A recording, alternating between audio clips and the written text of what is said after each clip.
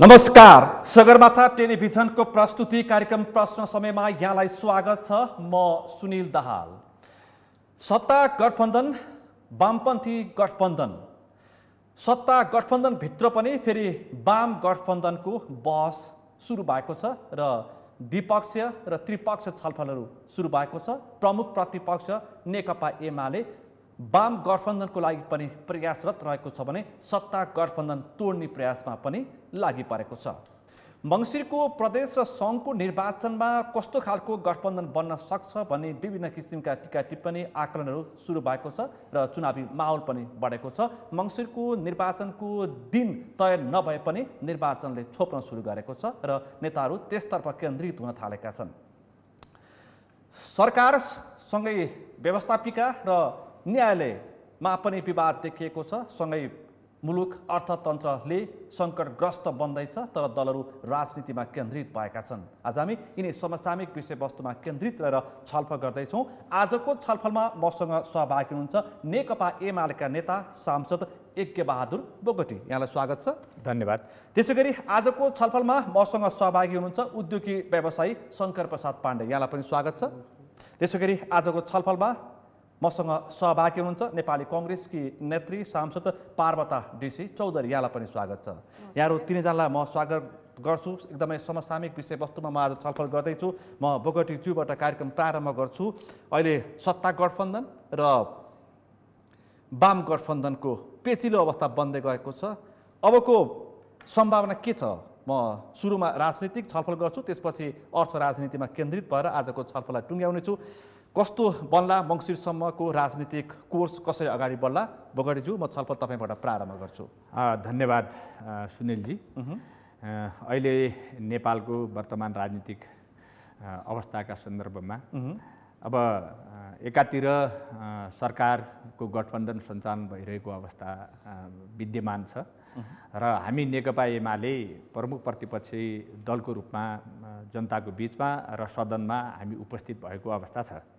अब यो गठबन्धनका सन्दर्भमा वाम गठबन्धन रदेखि लिएर अहिलेकै सत्ता गठबन्धन भित्र वाम गठबन्धन फेरि रहिरहन्छ कि या चाहिँ यो वाम गठबन्धन भएर अगाडि जान्छ भन्ने कुरामा अब हाम्रो मूलभूत मान्यता भनेको त नेपालको कम्युनिस्ट आन्दोलनलाई एकीकृत गर्ने, नेपालको कम्युनिस्ट आन्दोलनलाई अगाडि बढाउँ र मुलुकलाई आमूल रूपान्तरण गरौँ र मुलुकलाई चाहिँ समृद्धिको दिशामा लैजाउँ र भन्ने उद्देश्यका साथ हामी नेपालका कम्युनिस्टहरूले अगाडि बढ्नुपर्छ भन्ने मूल मान्यता हो।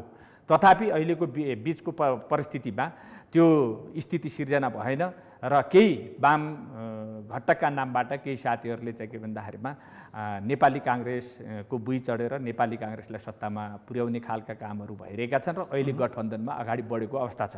तर हामी अहिले पनि नेपालको राष्ट्रियताको संरक्षण र नेपालको समृद्ध नेपाल बनाउनका निम्ति र नेपालको समग्र आर्थिक अवस्थालाई सुदृढ गर्नका निम्ति र जनताको जनजीविकालाई समृद्ध बनाउनका निम्ति नेपालमा कम्युनिस्टको शासन स्थापना हुनुपर्छ र त्यसका निम्ति नेपालमा कम्युनिस्टहरूको शासन स्थापना भएर नेपाल अगाडि तपाईँकै पार्टी अध्यक्ष केपी शर्मा ओलीको पालामा झन्डै 2/3 सरकार बनेको हो। त्यसपछि के भयो तपाईँलाई आफूलाई थाहा छ होइन? हाम्रो पार्टीको नेतृत्वमा जब सरकार भयो 3 वर्ष हामीले शासन सत्ता सञ्चालन गर्यो। हामीले समृद्ध नेपाल बनाउने आधारशिलाहरू, चाहे विकास निर्माणका सन्दर्भका कुरा हुन्, चाहे ती अन्य जनताका जनसरकारका विषयवस्तुहरू हुन्, नेकपा एमालेको कार्यकालमा जे जति आर्थिक समृद्धिका कुराहरू भएका थिए त्यो अहिलेको वर्तमान सरकारको पालामा त्यस्तो स्थिति हुन सकिरहेको छैन। गठबन्धन भए पनि सरकार हो, 2/3 सरकार त होइन, गठबन्धनको सरकार हो। त्यसमा पनि कङ्ग्रेस र नेकपा एमालेको पनि 2/3 बहुमत थिएन, त्यो पनि नजिक थियो, तर बहुमतकै सरकार थियो। बहुमतको सरकारमा पनि नेकपा एमालेको बहुमतको सरकार थियो। त्यो पनि चाहिँ के भन्दाखेरिमा अहिले तपाईँहरूले देखिसक्नुभयो सुरुको निर्वाचित हुने अवस्थामा नेकपा एमाले ठुलो दल बन्यो र नेकपा माओवादीसँग हाम्रो गठबन्धन थियो र त्यो गठबन्धनको एउटा सरकार बनेको थियो। पछि आएर चाहिँ पार्टी एकता भए तापनि हाम्रो चाहिँ बहुमतको सरकार थियो। बहुमतको सरकारका बेलामा हामीले त्यतिखेर चाहे विकास निर्माणका जनतालाई प्रत्यक्ष प्रभावित हुने प्रत्यक्ष लाभ हुने, चाहे स्वास्थ्यका क्षेत्रमा भन्नुहोस्, चाहे त्यहाँ शिक्षाका क्षेत्रमा भन्नुहोस्, चाहे महँगी नियन्त्रण गर्ने सन्दर्भमा भन्नुहोस्, चाहे सडकहरू निर्माण गर्ने सन्दर्भमा, चाहे पुल निर्माण गर्ने, चाहे पर्यटनका क्षेत्रमा भन्नुहोस्, चाहे कोभिड जस्तो त्यतिखेरै कोभिडको महामारी पनि त्यही कार्यकालमा फैलियो र त्यो कोभिडलाई नियन्त्रण गर्ने सन्दर्भमा सुरुवात 0 डिग्रीबाट चाहिँ के भन्दाखेरिमा शून्य अवस्थाबाट त्यतिखेरको सरकारले चाहिँ त्यसलाई पहल कदमी गर्ने स्थिति, खोप ल्याउने र त्यस पछाडि बिरामीहरूको चाहिँ के भन्दाखेरिमा परीक्षण गर्ने सन्दर्भका कुराहरूमा पनि नेकपा एमाले त्यो थालनी र महत्त्वपूर्ण कामहरू हामीले गरेका थियौँ हैन। त्यसकारण अहिले पनि हामीले त्यस्ता धेरै थुप्रै कामहरू गर्न बाँकी रहेका छन्। समृद्ध नेपाल र नेपाली जनतालाई अगाडि बढाउनका निम्ति ती धेरै कामहरू हामीले गर्न बाँकी छन्। त्यसकारणले नेकपाको नेतृत्वमा र आवश्यक कि वाम गठबन्धन कि अथवा नेकपा एमाले सहित नेपालको चाहिँ वामपन्थी शक्तिहरू एक भएर अगाडि बढ्नु अहिलेको अपरिहार्यता छ। राष्ट्र र राष्ट्रिय हितका निम्ति प्रमुख प्रतिपक्ष वाम गठबन्धनको लागि जोडतोडका साथ भित्रभित्र लागि परेको छ। वैशाख 30 को स्थानीय तहको निर्वाचन अहिले तत्कालका लागि होइन नेकपा एमाले अहिले हाम्रो सदस्यता जुन वाम घटकहरू वाम पार्टीका नामबाट जो दलहरू छन्, चाहे ती माओवादी भन्नुहोस्, चाहे अन्य दलहरू भन्नुहोस्, चाहे समाजवादी भन्नुहोस्, हामीले नेपाल, झरनाथ खनाल, वामदेव गौतम, नारायण काजीले त कम्युनिस्टै भन्नुहुन्न, अनि कसरी कम्युनिस्टका नामबाट जो चाहिँ के भन्दाखेरि अहिले नेपालमा राजनीति गरिरहेका छन्, साझा विचार र नेपालको राष्ट्रियताको र कम्युनिस्ट आन्दोलन अगाडि बढाउने, जनताको जनजीविका र श्रमजीवी जनताको अधिनायकत्व कायम गर्ने खालका जुन दलहरू आफूलाई भन्छन्, समाजवाद उन्मुख राज्य व्यवस्था स्थापना गर्ने भनेर जो दलले भन्छ, ती दलहरूको एउटा साझा एजेन्डा हो भने साँच्चैकै जो नीति र विचार र सिद्धान्तमा भन्छन् भने अहिलेको आवश्यकता पनि कम्युनिस्टहरू नेकपा एमालेको अगुवाईमा नेतृत्वमा अरू दलहरूको बीचमा हामी एकता के अरे तालमेल र सहकार्य गरेर अगाडि बढ्नुपर्छ राष्ट्रलाई बलियो बनाउनका निम्ति। म आउँछु तपाईँ राष्ट्रको बलियाको निम्ति राष्ट्रलाई के गर्नुपर्छ। म अरू पनि छन् प्रश्नहरू। पार्वता डीसी चौधरीज्यू, अब प्रमुख प्रतिपक्ष नेकपा एमाले वैशाख 30 को स्थानीय तहको निर्वाचनमा थोरै धक्का पाएपछि वामपन्थी गठबन्धन बन्न थाल्यो। हुन त तपाईँको पार्टी सभापति सत्ता गठबन्धनको रटारमा तलमाथि हुनुहुन्न। आफ्नै पार्टीभित्र केही गगन, विश्वप्रकाश, शेखरहरूले तलमाथि गर्न खोजे पनि तपाईको केन्द्रीय कमिटीको बैठकले के भन्यो? सत्ता गठबन्धनको त्यो निर्वाचन गठबन्धनको निरन्तरतासम्म भन्यो। भनेपछि सम्भावना छ यता वामपन्थीहरू कुराकानी गर्न थालिसके। कांग्रेस के हेर्दैछ? हैन, नेपाली कांग्रेस एउटा लोकतान्त्रिक पार्टी हो र नेपाली कांग्रेसलाई सत्तामा जानु आवश्यकता पनि थिएन, उसको हैसियत पनि थिएन। 23 सिट जितेको कांग्रेस 40 सिट समानुपातिक 63 सिटमा हामी थियौं र कम्युनिस्टको गठबन्धनबाट जुन एउटा नेकपा बनेको थियो त्यो 2 तिहाईको हाराहारीमा थियो। त्यो कांग्रेसको कारणले ढलेको होइन, फुटेको होइन, टुटेको होइन। उहाँहरूको आफ्नै आन्तरिक द्वन्द्वले कम्युनिस्ट पिचको किचलको उपज किचलले टुट्न पुग्यो र हाम्रो पार्टी सभापति संसदीय दलको नेता शेरबहादुर देउपाका बुढा नीलकण्ठ गएर ल पार्टी प्रचण्ड माधवजी अनुरोध गरेपछि बालटार आउनुभयो। उहाँले ओके गर्नु भयो। त्यो पनि अब भोलि फेरि कहीँतिर धोका दिने हुन् कि सुनिश्चित साँच्चै हो कि होइन, सहज तरिकाले मानेको अवस्था होइन। पृष्ठभूमि यो नेपाली कांग्रेस यो अवस्थामा आइपुगेको हो। किनभने यसलाई निकास त दिनु पर्यो। संसद विघटन गर्नुभयो केपी शर्मा ओलीले।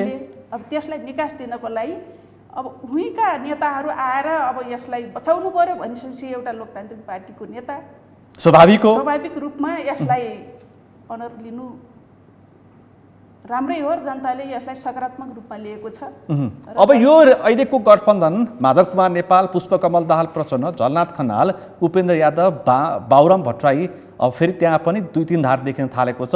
यो सत्ता गठबन्धन चुनावी गठबन्धनसम्म पुग्छ भन्नेमा तपाईँहरू विश्वस्त हुनुहुन्छ? वामपन्थीहरू बेला बेला झुक्क्याउँछन् नि फेरि। नेपाली कांग्रेस चाहिने अब यो सरकारको गठबन्धन चुनावीसम्म जानुपर्छ भन्ने पार्टीले निर्णय गरेको छ। नेपाली कांग्रेस यसमा विश्वास दिलाउन चाहन्छ कम्युनिस्टहरूलाई, अरू घटकहरूलाई र उहाँहरू आफै फुत्केर जानुहुन्छ भने नेपाली काङ्ग्रेस त सदैव एकल चुनाव एक्लै प्रतिस्पर्धा गर्न पनि तयार छ। अस्ति 5 भाइ बसे, सुन्नुभएको छ नि, प्रचण्ड, माधव, झलनाथ, नारायण काजी, बाबुराम पनि छुट्टै बसेका छन्। पत्तो पाउनु भएको छ? कङ्ग्रेस जन के हेर्दैछन्? उहाँहरू बस्ने स्वाभाविकै हो, किनभने उहाँहरूको विचार सिद्धान्त एउटै मिल्छ, एउटै हो उहाँहरूको। तर उहाँहरू आफै फुत्केर आएर देशमा एउटा अस्थिरता आइसकेपछि त्यसलाई जोगाउनलाई आइसकेपछि त नेपाली काङ्ग्रेसको दायित्व पनि हो नि त। त्यसकारण हामी गएका हौँ र यो गठबन्धन चुनावसम्म लग्नुपर्छ भनेर प्रचण्डजीले, माधवजीले भनिरहेको अवस्था छ होइन। हामी त अब यहाँ सरकारमा बस्यौँ, अब हामी एक्लै लड्छौँ भन्ने त हाम्रो नैतिकताले पनि दिँदैन। काङ्ग्रेसको सिट सङ्ख्याले पनि दिँदैन थियो। सिट सङ्ख्या भन्दाखेरि पनि अब गार्जियनको भूमिका निर्वाह गरिसकेपछि उहाँहरूलाई अलपत्र फाल्नु पनि त भएन नि। सँगै जाउँ भन्दाखेरि होइन हामी त एक्लै जान्छौँ भन्ने पनि सुहाएन।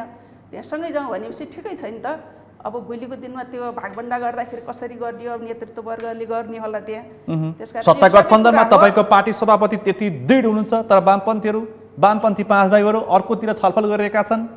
सत्ता गठबन्धनमा तपाईँको पार्टी सभापतिले केन्द्रीय कमिटीको बैठक बिचमा पनि विरोधका बावजुद पनि त्यसलाई निष्कर्ष दिनुभयो, सत्ता गठबन्धन चुनावी गठबन्धनै हुनुपर्छ भनेर। तर कम्युनिस्टहरू छुट्टै पनि मिटिङ बसिरहेछन्, छुट्टै छलफल छन्। सबैको विचार एक ठाउँमा हुन्न नि, केही विचार नमिल्ने काङ्ग्रेससित हामी जानुहुन्न भनाइ। यो त विचारको होइन नि त, यो त सिट सङ्ख्याको चलखेल भइरहेछ।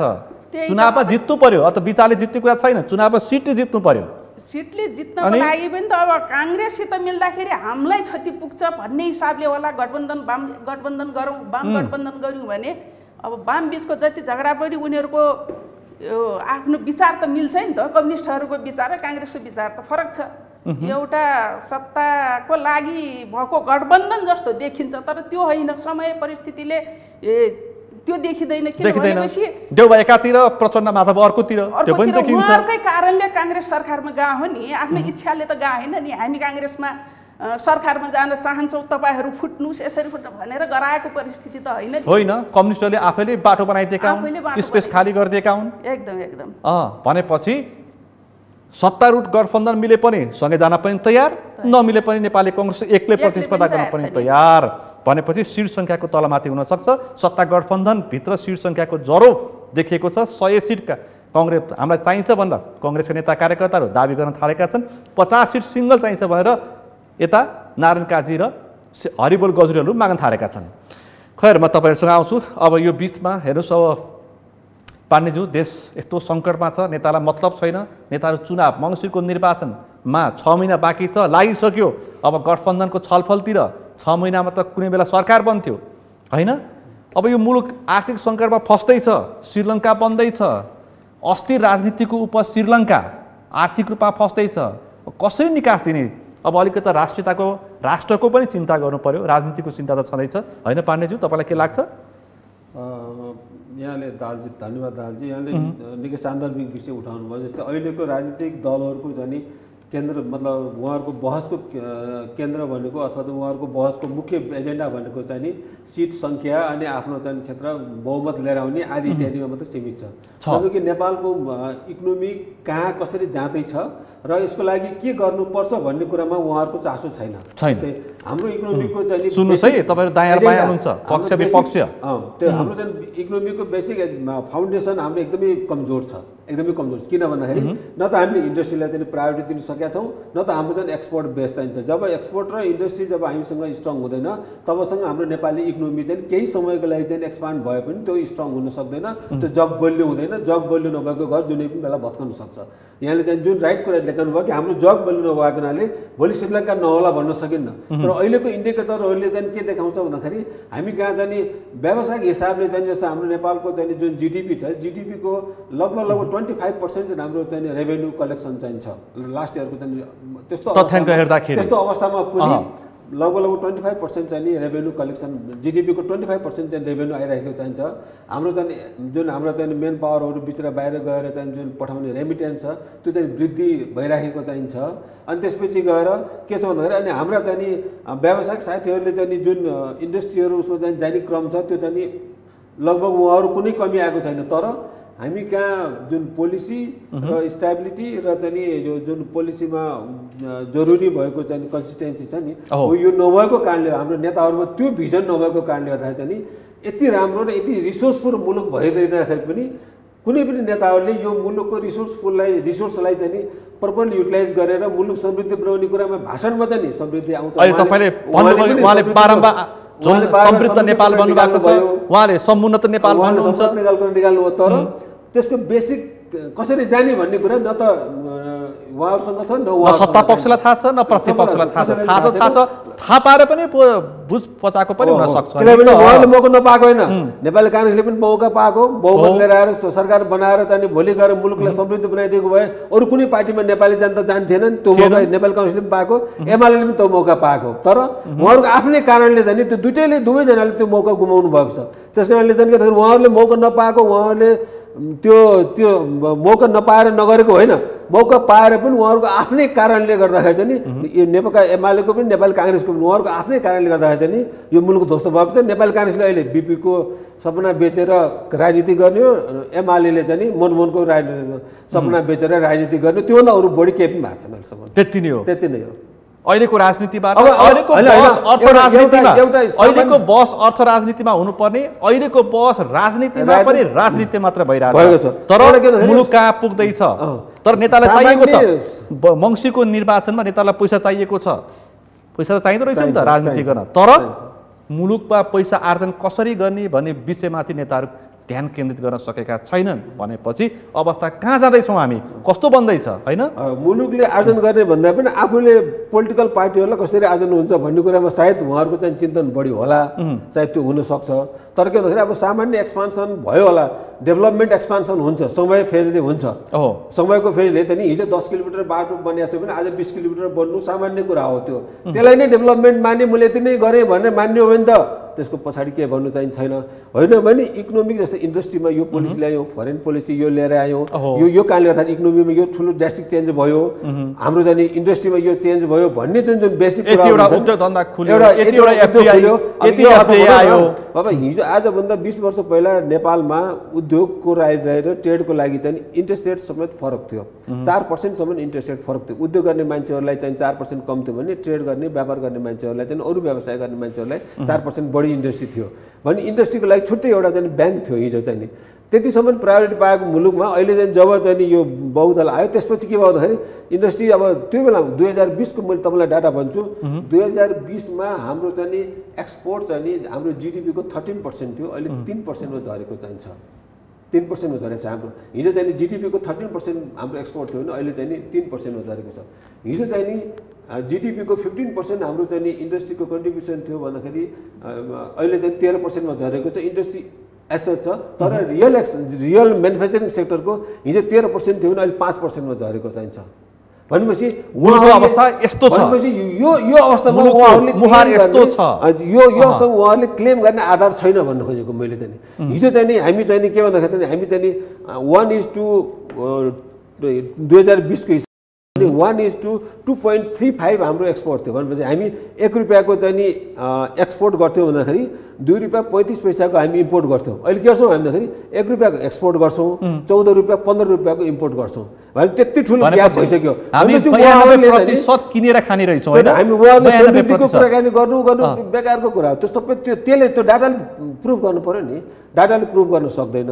हो उहाँहरूको भाषणमा राजनीतिक भाषणमा त आउँछ, जरुरी पनि छ उहाँहरूलाई पब्लिकलाई पब्लिकलाई बजाउनु पर्छ, सिट टिकट पाउनुहुन्छ, चुनाव पब्लिकलाई बजाउनु पनि पर्छ, बोल्नै पर्यो, बजाउनु पनि पर्छ, त्यो चाहिँ जरुरी छ, उहाँहरूले भन्न जरुरी छ। तर सुन्नुहोस् है डाटाले चाहिँ त्यो देखाउँछ, तपाईँ अछामबाट फेरि चुनाव लड्नु पर्छ।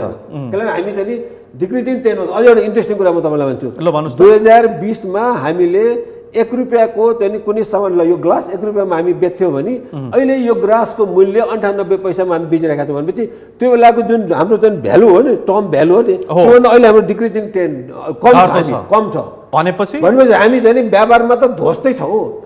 जब त्यो भनेको अस्त व्यस्त रहेछ, त्यसपछि अब के भने अब हाम्रो आर्थिक सङ्कटमा हामी कहाँ पुग्छौँ भनेर त अब अनुमान पनि गर्न गाह्रो हुने अवस्था आइसकेको रहेछ। तर एउटा खुसी कुरो के भन्दाखेरि के छ भन्नु, नेपालको रिसोर्स यति धेरै रिसोर्स छ कि उहाँले जति जे गरे पनि मुलुकलाई चाहिँ अहिले पनि हेर्नुहोस् न, उहाँ दाङबाट प्रतित्व गर्नुहुन्छ, कृषिको लागि दाङ अत्यन्तै उपज ठाउँ हो। उहाँ अछामबाट प्रतित्व गर्नुहुन्छ, उहाँ जडीबुटीको लागि राम्रो ठाउँ हो। तपाईँ आफै बुझेको मान्छे अर्थतन्त्र।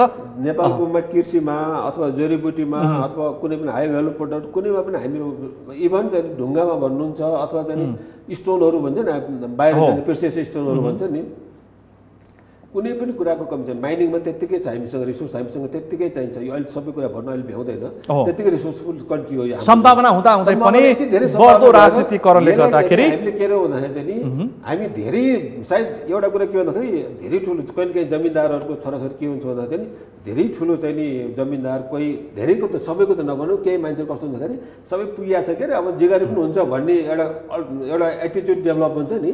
ल हाम्रो पार्टीहरूमा पनि त्यही हो भने हामीले जे गरे पनि आखिर हामीलाई जनताले भोट दिइहाल्छन्, तिनीहरूलाई अन्त जाने सुख छैन, विकल्प छैन, हामीसँग भोट नदिए हुँदैन, जे गरे पनि हुन्छ भन्ने कल्चरले चाहिँ सायद अलिक बढी पायो कि भन्ने लाग्छ मलाई चाहिँ। दलका नेताले दलका नेताहरू सबैलाई भन्दैन, स्थानीय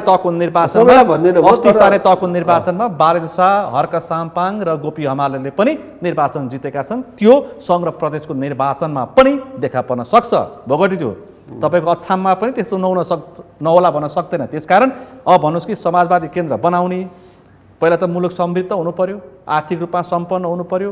त्योभन्दा अगाडि तपाईँलाई म प्रश्न गर्छु, तपाईँहरू अब सत्ता गठबन्धन तोड्ने प्रयासमा लागि पर्नु भएको छैन, के गर्दै हुनुहुन्छ? म यहाँनिर चाहिँ यो हाम्रो सत्ता गठबन्धन तोड्ने कुरामा त अब नेकपा एमालेको आफ्नो चाहिँ प्रतिपक्षमा भइसके पछाडि हाम्रो प्रतिपक्षलाई कसरी हामी चाहिँ कमजोर बनाउँछौँ र कसरी चाहिँ के भन्दाखेरिमा नेकपा एमाले बलियो र सशक्त बन्न सक्छ भन्ने कुरा नै सबै स्वाभाविक हो, त्यो स्वाभाविक हो। तर यो गठबन्धन तोडोस् भन्ने हाम्रो चाहना हो, तोडियोस् भन्ने हाम्रो चाहना हो। तर अब त्यो तोड्नका निम्ति जब अहिले जो गठबन्धन सरकार छ, यो गठबन्धन सरकारबाट जो वाम गठबन्धनका नामबाट वामपन्थीहरू त्यहाँ सहभागी भएका छन्, पहिलो कुरा त उनीहरूले यो गठबन्धन तोडेर आउनु पर्यो। पहिलो तोडेर आउनु पर्यो, त्यसपछि वाम गठबन्धनको त्यसपछि हामी चाहिँ अगाडि प्रक्रिया अगाडि बढाउँछौँ र छलफल गर्छौँ। एक दोस्रो कुरा चाहिँ नेकपा एमाले प्रचण्ड माधवलाई फेरि धोका होला नि त फेरि होइन। अब नेकपा एमाले कहिले कसैलाई धोका दिएको छैन। नेकपा एमाले आफ्नो सुस्पष्ट विचार, सुस्पष्ट स्थितिको न राष्ट्रलाई धोका दिएको छ, न नेपाली जनतालाई धोका दिएको छ, न चाहिँ कुनै हामीसँग सहकार्य मान्छेसँग। उहाँले अर्थ राजनीति बुझेको मान्छे हो, उहाँले बुझ्नु भएको छ। उहाँका कुरा पनि म चाहिँ भनौँला भनेपछि तपाईँहरू अब सत्ता गठबन्धन तोडेर माधव प्रचण्ड आयो भने सहकार्य गर्न एमाले तयार छ होइन। कम्युनिस्ट पार्टी आयो भने चाहिँ मात्र सहकार्य गर्छौँ नि हामी। उहाँहरूले तर चाहिँ के भन्दाखेरिमा गठबन्धन तोडेर आउनुपर्छ, तोडेर नआइकन अगाडि गठबन्धन हुँदैन। यदि उहाँहरू आउनु भएन भने तपाईँहरू कमल थापासँग कमल थापा नेकपा एमाले सुन्नु न, नेकपा एमाले अस्तिको स्थानीय निर्वाचनमा हामीले एक्लै भिड्यौँ, धेरै ठाउँमा एक्लै 5वटा साना दल पनि त्यो दलको कुरा छोड्नु न। अहिले 5 दल एकातिर होइन, त्यो 5 दल एकातिर नामका दलहरू अर्कोतिर होला, समर्थन गरे होला, केही बेग्लै होला। तर नेकपा एमाले सिङ्गल लडेको छ 74 सालको निर्वाचनमा, स्थानीय निर्वाचनमा, अनि 79 सालको निर्वाचनमा पनि हामी एक्लै चुनाव लडेका हौँ। त्यतिखेर 74 को स्थानीय निर्वाचनमा माओवादी र काङ्ग्रेसको गठबन्धन थियो, नेकपा एमाले एक्लै लडेको थियो होइन। त्यतिखेर हामी एक्लै लडेको चुनावको पनि हामीले चाहिँ अभ्यासहरू हामीले चाहिँ लिएका छौँ र गठबन्धन गरेर चुनाव लडेको अभ्यास पनि हामीले लिएका छौँ। वाम गठबन्धन गरेर फेरि तपाईँको पार्टी भित्रकै अन्तर्घात पनि भएको छ भनेर गनगन गर्न थालेको पनि धेरै भइसक्यो। अन्तर्घातमा त तपाईँ समस्या पर्नु भएको छ, पार्टीभित्रकै अनि अरूलाई कहाँ तोडफोड गर्न सक्नुहुन्छ? आफ्नै पार्टी मिलाउनु पर्यो नि त। होइन, हाम्रो पार्टी त एकताबद्ध छ, एकताबद्ध भएर अगाडि बढेको छ। निर्वाचनमा हामीले अस्तिको निर्वाचनमा सबैतिर पार्टीभित्रकै नेता जुधेर धोका भयो भनेर कतिपय ठाउँमा सबै ठाउँमा होइन, एकाध ठाउँमा काहीँ भयो होला त्यस्तो खालको घटना, एकाध ठाउँमा। त्यो पनि आम देशव्यापी रूपमा आम कार्यकर्ताका बिचमा त्यस्तो होइन, कुनै ठाउँमा कुनै व्यक्तिमा त्यो भयो होला। तर नेकपा एमाले एकताबद्ध छ र नेकपा एमाले चाहिँ के भन्दाखेरिमा अगाडि बढ्छ र यो गठबन्धनका सन्दर्भमा मैले त्यही भने राष्ट्रियताका निम्ति र समृद्ध नेपाल चाहनेहरूको बिचमा र विचार मिल्नेहरूको अब समाजवादी केन्द्र बनाउने भनेर प्रस्ताव आएको छ, तपाईँले सुन्नु भएको छ? कम्युनिस्ट मिलेर समाजवादी केन्द्र बनाउने अनि निर्वाचनमा जाने, त्यो हाम्रो पार्टीमा छलफल भएको छैन। अरू साथीहरूको बिचमा प्रस्ताव लिएर माधव प्रचण्ड झलनाथ आयो भने उहाँहरूको के भइरहेको छ त्यो हामीलाई थाहा छैन। छलफल भइरहेछ, उहाँहरूले गरेको वामदेव पनि हुनुहुन्छ, वामदेव प्रचण्ड अनि उहाँहरू त हामी अलगै हुनुहुन्छ नि। हामी एक पार्टी बनाएकै थियो, उहाँहरूले चाहिँ के भन्दा फुटाएर अर्को पार्टी बनाएको, अनि उहाँहरूले गरेको छलफल नेकपा एमाले गर्यो भन्ने मिल्छ र? उहाँहरूले गर्नुभयो होला, उहाँहरूले गर्नु, हाम्रो एमाले भित्र त्यो छलफल भएको छैन। के पार्टी बनाउने, के समाजवादी गठबन्धन बनाउने कि या कम्युनिस्ट गठबन्धन बनाउने कि भन्ने कुरा नेकपा एमाले भित्र छलफल छैन। उहाँहरूको बिचमा छलफल भयो र उहाँहरूले चाहिँ यदि साँच्चै माधव प्रचण्ड झलनाथ के प्रस्ताव लिएर आयो भनेदेखि मङ्सिरको निर्वाचनमा गठबन्धन हुनसक्छ, वामपन्थी गठबन्धन, के प्रस्ताव बोकेर आउनुपर्छ कि त्यो अस्ति नेकपा हुँदाखेरि लगाइएको 19 बुँदे आरोप पत्रमा माफी माग्नु पर्यो, त्यो पनि प्रस्ताव सुनिँदैछ, कार्यकर्ताहरू बोल्दैछन्। हामीले भन्यौँ उहाँहरूले के प्रस्ताव ल्याउनुहुन्छ उहाँहरूको सन्दर्भको विषयवस्तु हो। नेकपा एमाले के भन्छ भन्दाखेरि साँच्चैकै उहाँहरूले चाहिँ वाम गठबन्धन चाहेको हो भने, साँच्चैकै यो मुलुकलाई अग्रगमन दिन चाहेको भने, राष्ट्रियताको सन्दर्भमा राष्ट्रलाई चाहिँ के भन्दाखेरिमा स्वाभिमानी समृद्ध के अरे राष्ट्रिय स्वाधीनताको कुरालाई चाहिँ के भन्दाखेरिमा गर्न चाहेको हो भने उहाँहरूले पहिलो कुरा चाहिँ यो गठबन्धन तोडेर आउनु पर्यो। तपाईँहरूको सरकार छोड्नु पर्यो, गठबन्धनको कुरा प्रक्रिया तालमेलको कुरा अगाडि बढ्छ। म आउँछु तपाईँसँग पार्वता चौधरी डिसज्यू, तपाईँ भन्नुहोस् कि अब यो काङ्ग्रेसको ध्यान सिट सङ्ख्या बाँडफाँडतिर कि सत्ता गठबन्धन जोगाउनतिर कि प्रमुख प्रतिपक्ष लागिसक्यो सत्ता गठबन्धन तोड्नको लागि, अब कङ्ग्रेसको ध्यान केमा? कङ्ग्रेसकै नै विचार राजनीति अब बढी केन्द्रित हुने अवस्था देखियो नै। काङ्ग्रेसको ध्यान त अब समयमा कि आफ्नै पार्टीभित्रको किचलो मिलाउन समयमा चुनाव गराउने हो, त्यो त हुन्छ मङ्सिरमा, संविधानमा लेखेकै छ। कम्युनिस्टहरू जो आउनु भएको छ गठबन्धनमा, अब उहाँहरूले मिलेर जाम भनिसक्यो, अघि नै मैले भनिसकेँ, मिलेर जाम भनेपछि एमाले तोड्ने ऊ भनिसक्नु भयो। तोड्न त ओली निकटको नेता हुनुहुन्छ, किनभने उहाँबाट चुइटेर आएकालाई फेरि यतै आउनुहोस् फर्किनुहोस् भन्ने उहाँहरूले आह्वान गर्नु स्वाभाविक कुरा हो। आज मात्रै योगेश भट्टराईले प्रस्ताव गरिसक्नु भयो, आउनुहोस् मिलेर जाउँ भनेर। 10 भाइ मध्येका एक पात्र, एकै घरका हुनुहुन्छ नि त उहाँहरू, रिसार जानुभयो, अब मबाट गल्ती भयो ऊ भयो आत्मालोचना गरेर फेरि मिलेर आउनुहुन्छ भने त्यो काङ्ग्रेसलाई कुनै आपत्ति छैन नि। हामीले तोड भनेको पनि होइन नि, उहाँहरू आफै कम्युनिस्ट सरकार चलाउन नसकेर यो गठबन्धन बन्न आइपुगेको हो। त्यो त स्वाभाविक हो, काम चाहिँ छर्लङ्गत छ, त्यसमा कुनै दुई मत छैन। कम्युनिस्ट नमिल्दाखेरि नि यस्तो अवस्था आएको हो। तपाईँको पार्टी सभापतिले अवसर प्राप्त गरेको, यसमा त कुनै भन्नु केही छैन। अब कङ्ग्रेसको तयारी के छ भनेर मात्रै मेरो प्रश्न हो। कङ्ग्रेसको तयारी त नेताहरूको शीर्ष नेताहरूको बिचमा छलफल होला, अब कसरी भागभन्डा गर्ने, कसरी सिट सङ्ख्या मिलाउने, त्यो त अब नेतृत्व तहले गर्ला। त्यही अनुसार जाला, सहमतिमा गठबन्धन टिकिरह्यो भने, टिकेन भने आफ्नै किसिमले जान्छ। त्यो केही ठुलो कुरा होइन नि। त्यो काङ्ग्रेससित यो कर्णाली प्रदेशमा सत्ता गठबन्धनमा समस्या देखिसक्यो। पहिला पनि तीबाट सुरु भएको कर्णाली प्रदेशमा अहिले पनि सत्ता गठबन्धनको विरोध सुरु भइसकेको छ, सुन्नु भएको छ। पार्टीभित्रैबाट पनि छैन त, एक थरीकले त यो गठबन्धन नगरेर काङ्ग्रेस एक्लै लड्नुपर्छ भन्नाइ छ त। गगन थापा, विश्व प्रकाश, अब शशाङ्क कोइरालाहरू छन्, शेखर कोइरालाहरू छन्। परिस्थितिले नेताहरूले गरिसकेपछि अब त्यसको पार्टीले यो वामपन्थीहरूले के भनिरहेछन् भन्दाखेरि सत्ता गठबन्धन पनि चाहिन्छ, सत्तामा भएका वामपन्थीहरूले है सत्ता गठबन्धन पनि चाहिन्छ, फेरि वामपन्थी गठबन्धन भनेर पनि छलफल गरिरहेछन्। यो चाहिँ के गर्न खोजेको तपाईँले के बुझ्नु भएको छ? होइन, काङ्ग्रेसलाई त धोका हुन्छ, यो धोका एक हुन्छ होइन, धोका हुन्छ। त्यसकारण सचेत भएर नेताहरू जानुस् भन्ने कुरा भन्दा हामीले अरू केही भन्न सक्दैनौँ कि मानिसहरू, मतदाताहरू, जनताहरू अत्यन्तै कन्फ्युज भयो क्या। सत्ता गठबन्धन पनि आवश्यक छ भन्छन्, फेरि वामपन्थी गठबन्धन भनेर पनि छलफल गरिरहेछन्। नारायण काजी ओली निवासमा धाको धाई हुनुहुन्छ, वामदेव प्रयास गरेर एकता अभियान भनेर सुरु गरे हुनुहुन्छ। 4-5 जनालाई त उहाँले छलफलमा राखे हुनुहुन्छ। फेरि त्यही छलफलबाट उठेका नेताहरू के भन्छन्? सत्ता गठबन्धनको निरन्तरता भन्छन्। भनेपछि तपाईँलाई भ्रममा राखेर उता बार्गेनिङ त गर्दै छैन हो त नि। तपाईँको बाबुरामको देख्नु भएन हो, प्रचण्डजीले भन्नुहुन्न थिएन बाबुराम जान आउनुहुन्छ 1 वर्षभन्दा टिक्नुहुन्न भने चाहिँ वाम यो कम्युनिस्ट भनेको त टुटफुट भन्दा केही रहेनछ क्या।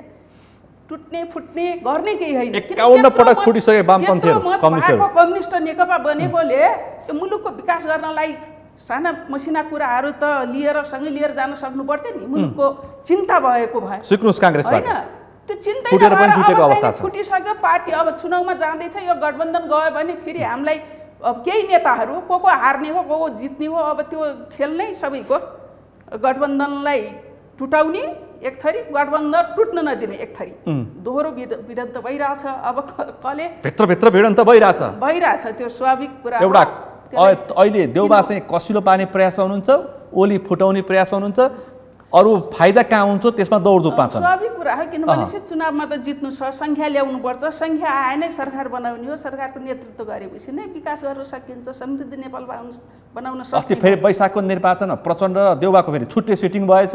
माधव नेपाल भन्दै हुन्थ्यो, गुनासो गर्दै हुन्थ्यो, उपेन्द्र यादव उहाँ पनि गुनासो गर्दै हुन्थ्यो। वैशाखको निर्वाचनमा प्रचण्ड देउबाको छुट्टै सेटिङमाथि सेटिङ। त्यो त अब भित्र नेताहरूको आन्तरिक कुरा भइहाल्छ। बजेटमा सेटिङ त हामीले सुन्यौँ अस्ति, त्यसभन्दा अगाडि स्थानीय तहको निर्वाचनमै सेटिङ। त्यो हिस्सा अब प्रचण्ड माओवादसितै लिने हो उहाँहरूले, सबै यति भाग भनेर उहाँहरूले छुट्याइदिने, उहाँहरूले बाँट्ने हो क्या, प्रत्येकलाई काङ्ग्रेसले दिएर कहाँबाट साध्य हुन्छ त? यदि गठबन्धन कायम रह्यो भने कङ्ग्रेसले कति सिटको दाबी गर्छ? अब त्यो नेताहरूले गर्ने चिज हो। अन्दाज तपाईँ पनि एउटा नेत्री हो, सांसदै हो, तपाईँलाई कस्तो लाग्छ? 100 सिट भनौँ 80-90 लिनुपर्छ भनेपछि 165 मा अरू बाँकी 100 सिट काङ्ग्रेसलाई, 65 मा माधव नेपाललाई चाहियो, बाबुरामलाई चाहियो, वामदेवलाई चाहियो, माधवलाई चाहियो, झलनाथलाई पनि चाहियो भनेपछि त गाह्रो छ। 80 मा झर्न सकिन्छ, तर यो गठबन्धन नै सबै एकदम हुर्लुक्कै आइजान्छ, जनताले खुर्लुक्कै द्याल्छन् भन्ने पनि छैन। हेर्नुहोस्, किनभने चाहिँ अब हेरिरहेछ नि नेपालको राजनीतिकमा, काङ्ग्रेसलाई हेरेको छ, कम्युनिस्टलाई हेरेको छ, सबैलाई हेरिरहेको छ। विदेशीहरूको पनि दौडधुप छ, भइसके। किन यो काठमाडौँकै कुरा गर्नुहोस्, धरानको कुरा गर्नुहोस्, धनगढीकै कुराकानी गरौँ, कुरा सानो कुरा होइन। अब नेताहरू सचेनन्, दल सचेन भने त नयाँ विकल्प त आइहाल्छ। भनिसके स्वतन्त्र उम्मेदवार पक्षधरले 165 स्थानमा नै 165 स्थानमा नै प्रत्यक्षमा अब स्वतन्त्र उम्मेदवारले दाबी गर्ने भनेर सभा सम्मेलन गरिरहेका छन्। अब एकजना इन्जिनियर त देउबाको क्षेत्रमा प्रतिस्पर्धा गर्छु भनेर घोषणा गरिसके। अब पुष्पकमल दाहालको क्षेत्रमा रवि लामिछाने आउँछ भनेर घोषणा गर्दैछन्। मैले भन्न खोजेको त्यस्तो अवस्था पनि आउँदैछ, तपाईँहरू सचेत हुनुपर्ने आउँछ। बोगडेज्यू अर्थमा पनि आउँछन् है स्वतन्त्र, याद गर्नु, दाङमा पनि आउन सक्छ। यसरी मुलुक बन्दैन क्या, मैले भन्न खोजेको। प्रचण्डजी देउपासँग लड्नै नपाउने कुरा हुन्छ र जो पनि लड्न पाउँछ नि त, त्यो त स्वाभाविक कुरा हो। यो हाम्रो अधिकार, नागरिकको अधिकार हो, चुनावमा लड्न पाउने जो पनि लड्न, तर जित्नु पर्यो। हँसियातरले रुखलाई भए पनि रुखले हँसियातरलाई, हँसियातरले सूर्यलाई भए पनि तर चुनाव चाहिँ जित्नु पर्यो। यहाँ सिद्धान्त बेचा सङ्गठनलाई अब के भन्ने, त्यस्तै भन्ने होइन। गठबन्धनभित्रको इमान्दारिता पनि गर्नुपर्छ, किनभने गठबन्धन भएन भने छुट्टै कुरा हो। पाण्डेज्यू, कस्तो राजनीति छ है, तपाईँ राजनीतिकै पृष्ठभूमिको मान्छे होइन, पाल्पाको राजनीतिक परिवारकै मान्छे तपाईँ पनि, सबैजना राजनीतिमै वरिपरि हुनुहुन्छ, तपाईँ व्यापार व्यवसाय गरे पनि कस्तो राजनीति छ भने कसै मुलुक भन्छन् ल हेर्नुहोस् त, कस्तो छ राजनीति? राजनीति त अब त समृद्ध नेपाल चाहिँ भन्न छोड्नु है, समुन्नत नेपाल र समृद्ध नेपाल यहाँले पनि भनिसक्नुभयो र उहाँहरूले पनि स्वीकार गर्न सक्नुभयो कि अहिलेको परिस्थिति भनेको चाहिँ नि जहाँ जे पनि हुनसक्छ भन्ने कुरो त उहाँले स्वीकार गर्नुभयो, उहाँले स्वीकार गर्न सक्नुभयो। तर जित्नु पर्यो, जहाँ जितिन्छ त्यसको लागि लड्ने हो, जसरी चुनाव जित्ने हो। आफू जित्नु पर्यो, पार्टी जित्नु पर्यो, आफन्तले जित्नु पर्यो, फेरि आफन्तले पनि फेरि सिट बाँडेर हुन्छ कि अथवा उसँग बार्गेनिङ गरेर हुन्छ कि अथवा उसँग चाहिँ मिलेर हुन्छ कि जसरी हुन्छ। अहिलेको चाहिँ खेल भनेको चाहिँ सिट जित्ने भन्नेमै सीमित चाहिँ छ र यसले चाहिँ के भन्दाखेरि अल्टिमेटली मुलुकको आर्थिक विकासको जुन अघि पनि भने आर्थिक विकासको चाहिँ जुन ट्रेन्ड छ त्यो चाहिँ गिर्दो ट्रेन्डमा चाहिँ छ। उहाँले जतिसुकै गरे पनि डाटाले त्यो चाहिँ प्रुफ गर्दैन, त्यसलाई पनि घट्दो देखाउँछ, डाटाले हरेक कुरा चाहिँ घट्दो देखाउँछ। त्यो त रेमिट्यान्स छैन, पुँजीगत खर्चको अवस्था त्यस्तो छ। हेर्नुहोस् त यो असार र साउनमा हेर्नु त कहाँ हिलोमा पिच गरेर ठाउँ ठाउँमा बजेट पुऱ्याएर अस्तव्यस्त छ, रेमिट्यान्स छैन, पुँजीगत खर्च हुन सकेको छैन, पर्यटनको अवस्था ध्वस्त छ, सबै आर्थिक सूचाङ्कहरू अलमलमा छन्, तर नेतालाई मतलब छैन। मङ्सिरको निर्वाचनमा के दाउपेच त्यसमा केन्द्रित छन्। अनि फेरि सुन्नुभयो बजेटमा सेटिङ, फेरि उता गभर्नरको अवस्था उस्तै छ। उहाँ पनि हुनुहुन्छ। अब यो एम अधिकारी भने को भनेर खोज्दैछन्, फेरि संसदमा सांसदहरू मान्छे हरायो भनेर सूचना दिँदैछन् सांसदहरू। गभर्नर अब अर्थमन्त्री हुनुहुन्न, अहिले गायब। सिसिटिभी क्यामको फुटेज खोज्न सांसदहरू सिंहदरबार घुमिरहेछन्, कस्तो अवस्था छ हेर्नुहोस् त, के गर्ने? यो अब अहिलेको स्थिति हेर्दाखेरि चाहिँ के देखिन्छ भन्दाखेरि चाहिँ पोलिटिकल्ली चाहिँ नि एउटा पोलिटिकल हुन्छ नि एउटा चाहिँ नि यो मैले गर्ने बेसिक कुरा यो मैले गर्ने भन्ने चाहिँ त्यो चाहिँ खासै रूपमा इकोनोमिक हिसाबले चाहिँ त्यो चाहिँ देखिँदैन। उहाँहरूको के छ भन्दाखेरि अलिक बढी मात्रामा चाहिँ पोलिटिकल्ली यहाँ चलिहाल्छ, यो मुलुकमा भोट दिइहाल्छन्, यहाँ सामान्य इकोनोमी सामान्य हिसाबमा चलिहाल्छ। राजस्व अहिले उठेकै चाहिन्छ, 10.5 खरब राजस्व उठ्नु भनेको चाहिँ नि अहिलेको अवस्थामा कम होइन। जबकि नेपालको चाहिँ जिडिपी जम्मा 42-43 खरबको जिडिपीमा 10.5 खरब भनेको चाहिँ नि एकदम डेभलप्ड कन्ट्रीहरूको रेसियोमा उठेको छ हाम्रो चाहिँ त्यो राजस्व। त्यो 25% को हाराहारीमा उठ्नु भनेको चाहिँ एकदमै राम्रो हो। ट्रेडिङ बिजनेसले उठेको राजस्वले मुलुक धान्दिन्छ? ट्रेडिङ बिजनेस हो, त्यही मैले म आउनु खोजेँ के त हाम्रो चाहिँ नि इकोनोमीको जब भ्याल्यु छैन, उत्पादनमूलक त छैन हाम्रो इकोनोमीको जब केमा भन्दाखेरि ट्रेडिङ बिजनेसमा छ अथवा चाहिँ नि राजस्वमुखी हाम्रो चाहिँ नि अर्थतन्त्र छ, पोलिसी छ, नीतिगत निर्णय त्यस्तै हुन्छ। त्यो कारणले गर्दा के भन्दाखेरि कुनै पनि बेला चाहिँ नि यो इकोनोमी धराशायी हुन सक्छ, कुनै पनि बेला हुन कुनै पनि समय क्राइसिसमा जान सक्छ, ढल्न सक्छ हैन। यदि हामीसँग चाहिँ नि इन्डस्ट्रियल इकोनोमी जस्तै इन्डस्ट्रीको कुराकानी गर्नुहुन्छ भने अरू मुलुकमा 70% इन्डस्ट्रीको चाहिँ सर्भाइभल छ, हामी कहाँ जम्मा 30% मात्र इन्डस्ट्रीको सर्भाइभल चाहिँ छ।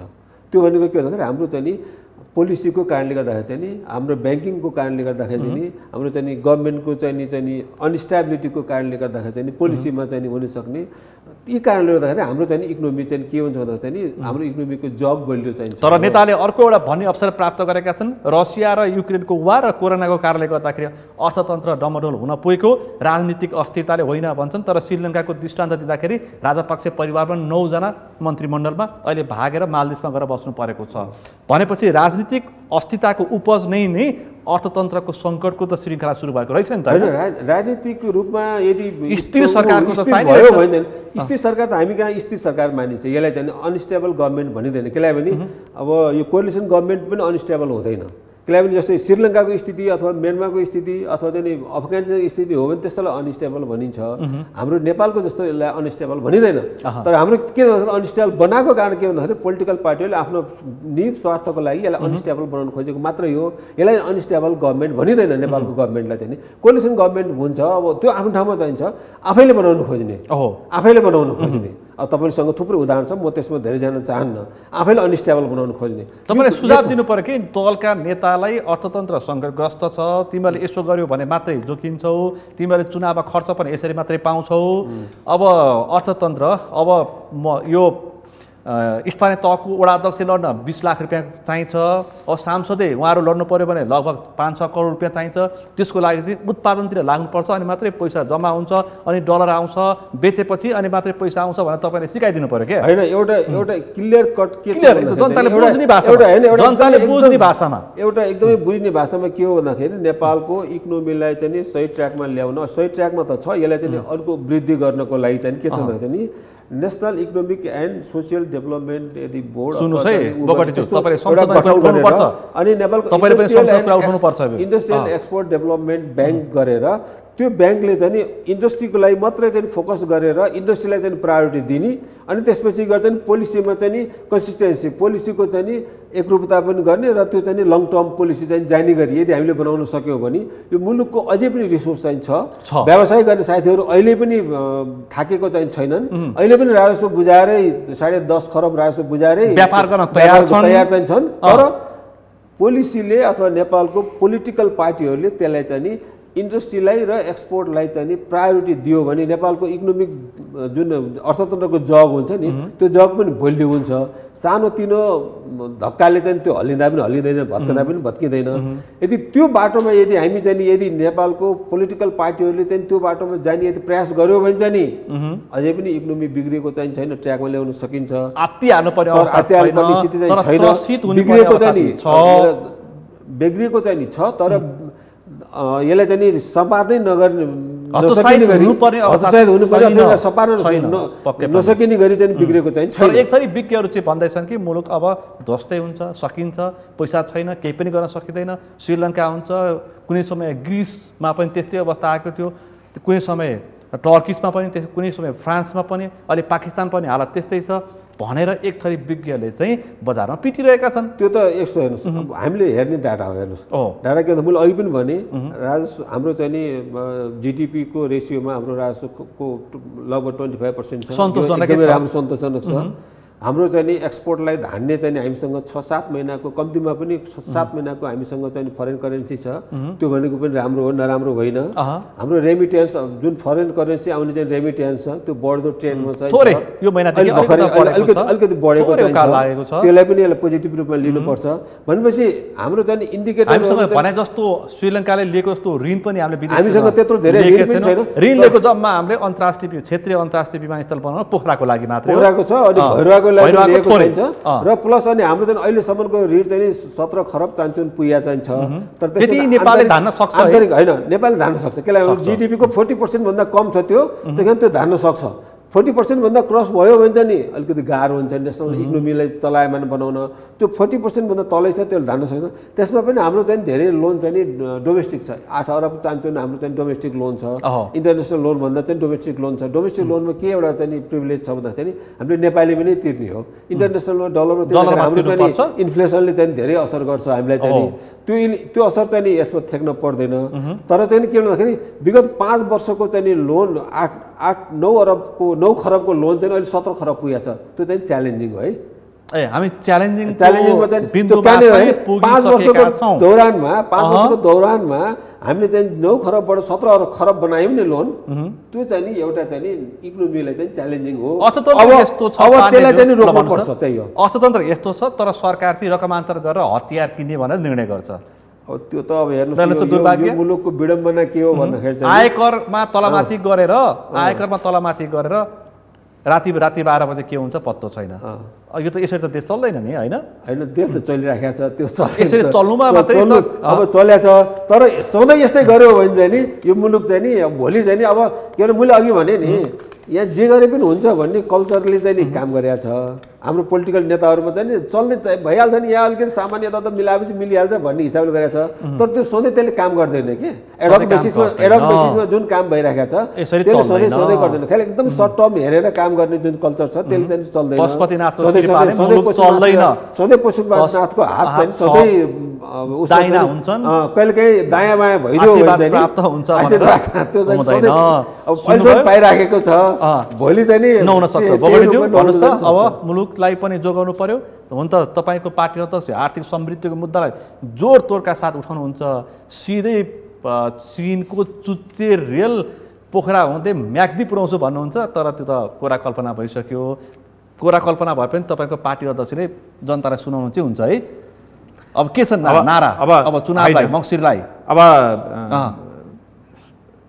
यो नेपालको तपाईँले फुटेज पाउनुभयो, थुप्रै कुरा। पहिलो कुरा तपाईँले फुटेज पाउनुभयो अर्थमन्त्रीको? होइन, त्यो भन्दैछु। अब यहाँ जति पनि कुराहरू अहिले हाम्रो छलफल भइरहँदाखेरिमा हामीले यो समग्र सबैलाई एउटै टोकरीमा हाल्नु भएन, हाल्न पाइएन।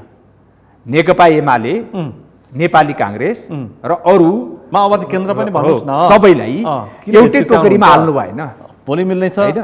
त्यस कारणले हामी के भन्छौँ त भन्दाखेरिमा नेकपा एमाले जबसम्म आफ्नो शासन सत्ता सञ्चालन गरेको अवधि छ उसले देश र जनताका निम्ति र मुलुकको आर्थिक समृद्धि गर्नका निम्ति आफ्नो तर्फबाट धेरै कसरत धेरै मेहनत गरेको छ र आफ्नो कार्यकालमा एउटा राम्रो तरिकाले सरकार सञ्चालन गरेको अवस्था छ। त्यो हिजोको दिनदेखि हामीले देख्दै आएका छौँ। नेकपा एमाले सत्ताबाट जब बाहिरिन्छ त्यतिखेर सङ्कटको अवस्था सिर्जना हुन्छ। तपाईँको पार्टी महासचिव आज भन्दै हुन्छ सत्तामा पुग्यो भने अहिलेको अर्थतन्त्र सुधार हुन्छ, म दाबी गर्छु, च्यालेन्ज गर्छु भनेर आज पनि बोल्दै हुन्थ्यो। कसरी के छ त्यो सुन्नु भएको छ? नेकपा एमाले सत्ता छोड्यो कि महँगी वृद्धि हुन्छ। अहिले हेर्नुहोस्, सुन्नुहोस् है, होइन महँगी वृद्धि भयो चौधरीज्यू। अनि नेकपा एमाले सत्ता छोड्छ अनि देशमा अशान्ति फैलिन्छ, हत्या हिंसा धेरै घटनाहरू भइरहेका छन्। मेरै जिल्लामा बजेटमा सेटिङ पनि हुन्छ हैन? अस्ति मेरै जिल्लामा भएको छ। अनि बजेटमा सेटिङ, करका दायरामा हेरफेर, अनाधिकृत मान्छेलाई अर्थ मन्त्रालयमा ल्याएर त्यो सम्भावना कानुनले हाम्रो उसले सिस्टमले नमिल्ने कुरा अनागरिक मान्छेलाई ल्याएर करका दायरामा हेरफेर बिचौलियाहरूको साथ लिएर हतियार त्यो त नेकपा एमाले गराएन नि करको दायरालाई हेरफेर गराएन नि करको उहिले चाहिँ के भन्दा गोपनीयता र राष्ट्र र राष्ट्रियताको निम्ति देशलाई समृद्ध बनाउनका निम्ति देशलाई जोगाउनका निम्ति करमा हेरफेर गराउने अधिकृत मान्छे अनागरिक मान्छेलाई ल्याएर अनि त्यो गरेर राष्ट्रलाई डुबाउने काम के नेकपा एमाले गरे त्यो दोष नेकपा एमाले दिन मिल्छ मिल्दैन नि त्यो जसले गरे उसले लिनु पर्यो त्यसको जिम्मेवारी हैन अब यो अहिले अब नजिकको निर्वाचन आउँदैछ यो निर्वाचनलाई अलिकता पैसा सङ्कलन गरौँ कि भनेर गठबन्धनले है यो प्रहरीको हतियार खरिद गर्ने भनेर रकमान्तरण गरेर चाहिँ के भन्दाखेरिमा पैसा भुक्तानी गर्छ अनि यो के चाहिँ के भन्दाखेरि नेकपा एमाले गरे अनि यसको दोष नेकपा एमाले लिनु एसपीपी स्थगित बन्छ तर पत्र अमेरिका पठाउँदैन अब एसपीको आजै पनि हामीले चाहिँ सदनमा हाम्रो सांसदहरू बोल्दै हुनुहुन्छ र हाम्रो नेता भीमरावले चाहिँ सदनमै अवरोध गर्नुभयो भोलि पनि हाम्रो चाहिँ विशेष समयमा हामी बोल्छौँ त्यो सन्दर्भमा अनि राष्ट्रियताका सन्दर्भमा राष्ट्रलाई खतरा पर्ने होइन विदेशी सेनाहरूलाई यहाँ ल्याउने विभिन्न नामबाट चाहे एसएसपीका नाममा होस् चाहे त्यो अर्कोको नामबाट अहिले फेरि एमसीसी पनि भन्नुहोस् होइन तपाईको पार्टी अध्यक्ष अर्को नामबाट फेरि चाहिँ त्यो सम्झौता हुँदैछ भन्ने खालको गाईको कुरा बाहिर हल्लामा आएको छ यो राष्ट्रियतालाई खतरामा पार्ने विदेशी सेनाको परेड खेल्ने भूमि बनाउने अनि यो गठबन्धन नेतातिर लागिरहेको छ यो आफ्नो पत्र खोइ त न्यायालयमा न्यायालयमा हैन प्रधान न्यायाधीश के हुन्छ छैन न्यायाधीश महाभियोग लागेर फन्केर बस्नु भएको अब त्यो भइसके पछाडि अनि त्यो नेकपा एमालेलाई दोष दिन मिल्छ मिल्दैन अनि यो सबै राजनीतिक दललाई एउटै टोकरीमा हाल्ने मिल्दैन त्यो कुरा त्यसमा हामी सहमत छैनौँ गर्न पाइँदैन हैन चाहे उद्योग व्यवसायीहरूले भनौँ हो उहाँहरूले भनेको कुरा चाहिँ के भन्दाखेरि अहिले जटिल छ आर्थिक अवस्था एकदम मुलुकको दयनीय अवस्था छ भोलि चाहिँ के भन्दाखेरिमा राष्ट्र फेल हुने स्थिति छ उहाँले भनेका धेरै कुराहरू 100% तपाईको पार्टी अध्यक्षले चाहिँ मेरो पालामा भन्दाखेरि 5 दलले गठबन्धनको पालामा भ्रष्टाचार निकै मौलायो भनेर तपाईको पार्टी अध्यक्ष भन्दै हुनुहुन्छ जनताले पत्याउँछन् नि कसरी यो अहिले देख्नु भएन करको दायरा एउटा ज्वलन्त उदाहरण हो प्रष्ट देखिएको त्यो भित्र त कति चाहिँ के भन्दाखेरिमा भएका छन् यो त फेरि मैले प्रश्न गर्नै पर्छ ओम्नी र यतिसम्मका घटनाक्रम र ती घटनाक्रमलाई फेरि मैले प्रश्न गर्नै पर्छ फेरि हैन ओम्नी र यतिलाई चाहिँ गरौँ त अहिले यो गठबन्धनको सरकार छ जो दोषी छ त्यसलाई कारबाही गरौँ भनेर हाम्रो पार्टीले त भनेकै छ त अध्यक्षज्यूले भन्नु भएको छैन हामीले भनेको छैन 70 करोड सम्मका त्यो 70 करोड जति करोड छ दोषी जो छ पार्टीका नेताहरूबाट आउँछ बाहिर छ भने कारबाही गरौँ त यो गठबन्धनले अहिले चाहिँ के भन्दाखेरिमा गरे भयो त गठबन्धनले त्यसैलाई राजनीतिक मुद्दा बनाउँदैछ चुनावी एजेन्डा बनाउँदैछ किन बनाउनु त अस्ति बनाएन बनाएको बनाएर पनि जनताले पत्याएन नि त धक्का लाग्यो नि त हैन धक्का त त्यो होइन गठबन्धनका कारणले लाग्यो तर नेकपा एमाले त पहिलो दल छ त जनमतका आधारबाट 41% हाम्रो छ कांग्रेस त्यसभन्दा सेकेन्ड छ चुनावी प्रतिस्पर्धामा सीट संख्या महत्त्वपूर्ण सीट संख्या होला त जनताको जनमत खातातिर छ महत्त्वपूर्ण हो कि सीट संख्या मतदाता संख्या जनसंख्या सीट संख्या पनि हो त्यसले त्यही भन्छ हैन सीट संख्या पनि हो अनि कार्यान्वयन गर्ने सन्दर्भमा काम गर्ने सन्दर्भमा र काम जनताका बीचमा लागू गर्ने सन्दर्भमा कामकाज बनाउने जिम्मेवारीका सन्दर्भमा त्यो होला दुईबाट एकेबहादुर पोगटीले चुनाव हार्यो भने मत संख्या गर्ने कि सीट संख्या गर्ने एकेबहादुर पोगटीले त बढी मत ल्याएर जित्छ त अझै पनि जित्छ जनताको बीचमा नेकपा एमाले अझै स्थापित भएर जितेर आउँछ त्यसकारणले मैले यहाँ के मात्र भन्न खोजेको भन्दाखेरिमा हामीले जति पनि देशलाई समृद्ध बनाउनका निम्ति देशलाई अगाडि बढाउनका निम्ति उहाँले भने जस्तै आर्थिक हाम्रो पक्षलाई चाहिँ के भन्दाखेरिमा महत्त्वपूर्ण लिनुपर्छ हैन आर्थिक अवस्थालाई हामी जबसम्म मजबुत बनाउँदैन तबसम्म हाम्रो चाहिँ के भन्दाखेरि समृद्ध हुन सक्दैन हामीले त्यसका निम्ति कृषि क्षेत्रको उत्पादनलाई बढाउनु पर्छ कृषि क्षेत्रलाई उत्पादनशीलमा हामीले कृषि क्षेत्रलाई उत्पादनमा हामीले बढाउन सक्दैनौँ भने हाम्रो चाहिँ के भन्दाखेरि आर्थिक अवस्था चाहिँ डामाडोल झन् भन्नुपर्छ तपाईको पार्टी अध्यक्षले अनि अर्को त्यारूप मात्रै गरिएन आर्थिक मुद्दामा बोल्नु पर्यो भने तपाईले पार्टी अध्यक्षलाई गएर बालकोटमा भन्नु पर्यो हैन हाम्रो पार्टी अध्यक्षले भन्नु भएको छ तपाईको पार्टी अध्यक्षले बेलुकासम्म अर्कोलाई धारे हात लगाएर मात्रै बस्नु भएको छ पार्टी हाम्रो विचारमा छ हाम्रो घोषणा पत्रमा स्पष्ट छ आर्थिक अवस्थालाई समृद्ध गर्न पनि चाहियो समृद्ध बनाउने र त्यसपछि अर्को तपाईले अघि भने जस्तै रेलको कुरा हामीले रेल सञ्चालन गर्नुपर्छ पूर्व पश्चिम रेलवे अगाडि बढाउनुपर्छ त्यस पछाडि चाइनासँगको नाकालाई चाहिँ के भन्दाखेरि जोड्नुपर्छ भारतसँगको नाकालाई जोड्नुपर्छ हामी सबैलाई चाहिँ के भन्दाखेरि समुद्र मार्गको सुरुवात त्यो गर्नुपर्छ भनेर हामीले त्यसलाई चाहिँ के भन्दाखेरि थालनी गरिसकेपछि अहिलेको सरकारले पनि रेलवे सम्बन्धीको चाहिँ विधेयक त ल्याएको छ नि अनि अहिलेको सरकारको बजेटमा पनि रेलको चाहिँ विस्तार गर्ने भनेर बजेट विनियोजित गरिएको भनेपछि अनि त्यो यति नेपाली जनताका निम्ति राम्रो नभइदिएको त्यसले काटिए हुन्छ नि त भने ओली नेतृत्वको हैन अनि पानी जहाजका कुराहरू हामीले गर्यौं हामीले सपना देख्यौं त्यो पुरा पनि गर्छौं त्यो असम्भावनाको कुरा हैन जवाफ दिनुस् अब कुरा हामीले असम्भावनाका कुराहरू प्रति हामी आर्थिक गर्छौं समृद्धितर्फ मुलुक अगाडि बढेको थियो राजनीतिक स्थायित्व पनि भएको थियो भनेपछि त यति राम्रो काम गर्ने ओली सरकारलाई तपाईले किन यस्तो भ्रष्टाचार गर्यो त्यो गर्यो सेटिङ गर्यो बिचुला पाल्यो राति 12 बजे गुप्तचर विदेशी गुप्तचर निकायको प्रमुखलाई छिरायो यतिदेखि ओम्नीसम्म भनेर यति धेरै किन आरोप लगाए तपाईहरुले यति राम्रो काम गरेको छ त अनि ल भन्नुस् त जवाफ दिनुस् त चुनाव आइराछ मङ्सिरमा निर्वाचन हो अब यो करका दायराका विषयमा त अब त्यो संसदीय छानबिन समिति छ त्यसले रिपोर्ट देला हैन अहिले हामी बोल्नुपर्ने आवश्यकता पनि म देख्दैन किनभने प्रतिपक्षले त आवाज उठाइराछ आवाज उठाएर त त्यो समिति पार्टी सभापति प्रधानमन्त्रीकै छोरो नै छोराछोरी नै मुछेको देखिन्छ त्यसले विश्वास मानेर त्यो हामी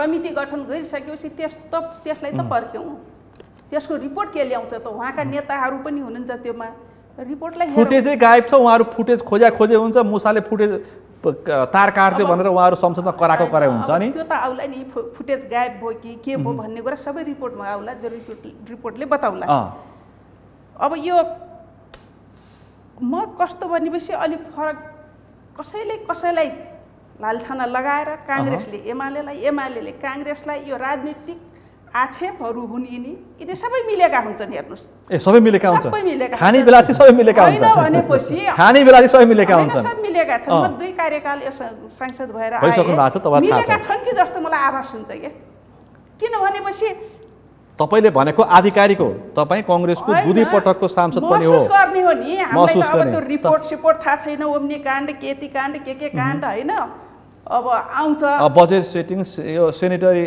काण्ड अर्को के हतियार काण्ड सबै के छन् कसैलाई पनि त्यहाँ कारबाहीको दायरामा त ल्याइदैन पुरा त भ्रष्टाचारका गर्छौं हामी ओलीको पालामा भए पनि प्रचण्डको पालामा भए पनि देउवाको पालामा भए पनि माधव नेपालको पालामा भए पनि कोही कारबाही परेका छन् ओलीको सरकार हुँदाखेरि कांग्रेसलाई पनि केही गरेन कांग्रेसले यत्रो भ्रष्टाचार गर्यो भनेर भाषण गर्ने त्यसलाई कारबाहीमा ल्याउन सक्नु पर्यो नि गरेछ भने त राष्ट्रियता हो राष्ट्रप्रति इमानदार छ भने त गर्न सक्नुपर्छ ओलीले गगन थापालाई भनिसक्नुभयो धेरै बोल्ने होइन प्रमाण दिनुस् कारबाही गर्नुस् तयार छु अख्तियारमा पनि पुग्छु भनिसक्नु भयो त ओलीले अत सत्तामा तपाईहरु हुनुहुन्छ गर्नु पर्यो नि त कुरा गरेन कांग्रेस होस् कांग्रेस एमाले माओवादी जो भए पनि सबै खाना मका लागि तपाईको हिजो नेकपाको सरकार थिएन त कांग्रेस भ्रष्टाचारी हो यस्तो हो उस्तो हो भन्ने उहाँहरूले केही पनि गर्नु भएन नि कसैलाई पनि कारबाहीमा लिनु भएन अहिले कांग्रेसको गठबन्धनको सरकार छ अब ओली प्रचण्डले भनेको भ्रष्ट कांग्रेसलाई 50 वर्षलाई बिदा गरियो भनेर प्रचण्डले भाषण गरेको भन्नुभयो आखिरमा फेरि त्यही कांग्रेससित मिल्नुहुन्छ यो सत्तामा टिकिरहने सत्ताको स्वाद चाखिरहने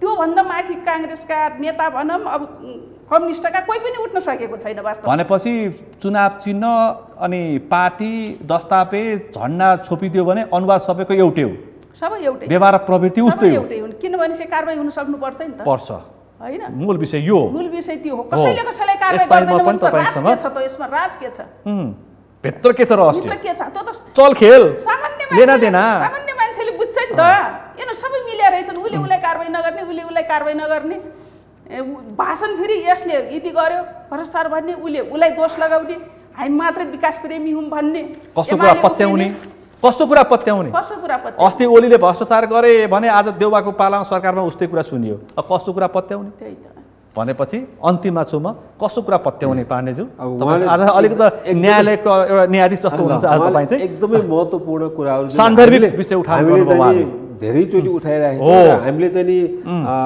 भनिराखेको कुरा उहाँले चाहिँ नि स्पष्ट रूपमा आज भनिदिनु भयो दुईटा कुरा उहाँले भन्नुभयो स्वार्थमा भन्दा माथि कोही पनि उठ्न सकेका छैन भनेर उहाँले भन्नुभयो नेताहरू स्वार्थ भन्दा मङ्सिरमा उहाँले टिकट पाउनुहुन्छ कि पाउन्न त्यो ठाउँमा छ पनि केन्द्रीय समिति बैठकमा हराइदिए केन्द्रीय समिति बैठकमा हराइदिए स्पष्ट बोलीमा चाहिँ हराइदिन्छ पार्टी भित्रै माथि उहाँले चाहिँ जुन चागाडी गर्ने प्रवृत्ति छ नि त्यो भन्दा माथि उठेर उहाँ पनि स्पष्टै बोल्ने वक्ता हो चागाडी गर्ने प्रवृत्ति भन्दा माथि उठेर जुन कुरा गर्नु हो नि सब नेतामा चाहिने गुण भनेको त्यही नै हो हामीले खोजेको त्यस्तै मान्छे हो उहाँले स्पष्ट भन्नुभयो कि स्वार्थभन्दा माथि कुनै पनि नेता उठ्न सकेका छैनन् दिस इज द रियालिटी वास्तविकता यही नै हो र अर्को कुरा उहाँले के भन्दाखेरि सबै नेता खानेकुरामा मिलेका हुन्छन् भन्नुभयो किनभने अहिलेसम्म कसैलाई गाली चाहिँ प्रतिपक्ष जो छ ऊ प्रतिपक्षले सत्तापक्षले भरमार गाली गरे हुन्छ पहिला पनि काङ्ग्रेसले एमालेलाई गाली गरेकै हो, अहिले एमाले काङ्ग्रेसलाई गाली गरेकै चाहिन्छ। अस्ति ओलीको पालामा भ्रष्टाचार भयो भनेर पुरुक्क उफ्रिने